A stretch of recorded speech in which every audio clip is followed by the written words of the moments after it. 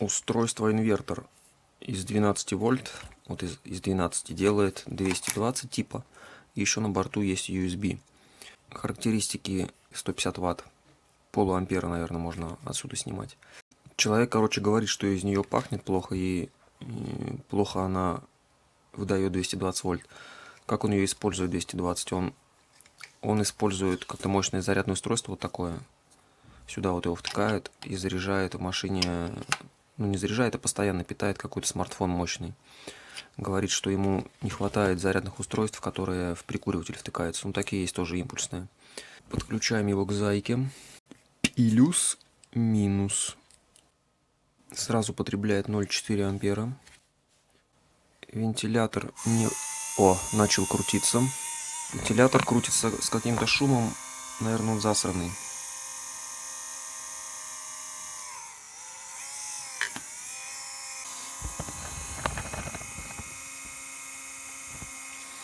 USB 2 ампера не выдает. Но выдает 1. Ну, 1 ампер, наверное, выдает оно так вот. Проверяем. Вход 220. Так, 12 вольт, больше 2 ампер потребление. Я сейчас повесил здесь, значит, 2 ампера и тут еще 1 ампер, резистор 5 Ом.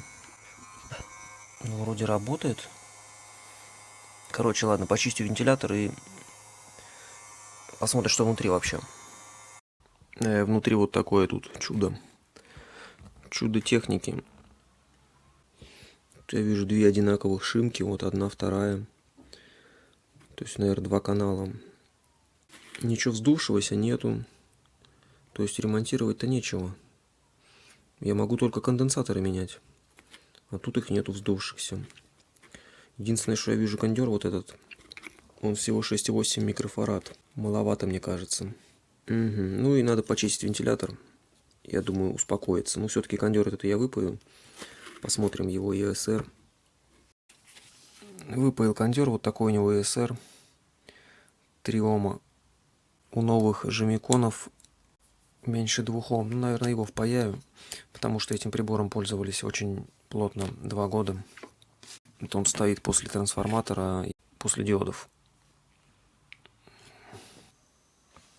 Вентилятор работает как новый. Бесшумно, потому что там масло. Короче, девайс работает. Чуть больше 2 ампер. Отдает 3 ампера вот на этом моем устройстве. Думаю, тут проблема может быть еще в этом. В контакте плохом вот здесь в разъеме. Он такой там, видимо, раздраконенный. Надо его, может, сейчас подогнуть, не знаю. Слегка он гудит, такой, когда работает на нагрузку. Но это нормально.